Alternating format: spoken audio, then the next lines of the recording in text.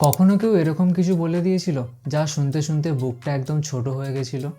বছর কেটে গেছে কিন্তু ওই কথাটা আজও মাথায় ঘুরে ফেরে। কেন জানি না ছেড়ে দিতে পারি না। It's crazy, right? But there's a reason we never forgot hurtful ওয়ার্ডস।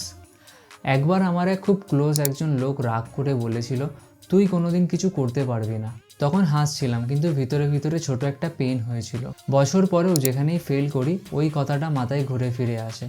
কারণ মানুষ কথা ভুলে যায় কিন্তু ফিলিংটা মনে থাকে। ব্রেন সেটাকে পেন হিসেবে স্টোর করে রাখে।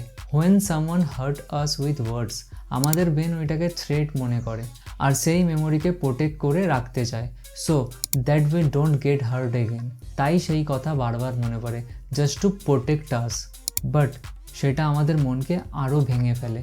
সো যদি কেউ তোমাকে এমন কথা বলে থাকে, মনে রাখো সেটা তোমার ভ্যালু ডিফাইন করে না। কথা কষ্ট দিতে পারে, কিন্তু তোমার পাওয়ার হলো সেই কথার মিনিংকে বদলে দেওয়ার। লেট দি ওয়ার্ডস পাস। আর তখন নিজেকে বলো, I am still enough, because healing start the moment you stop believing those words.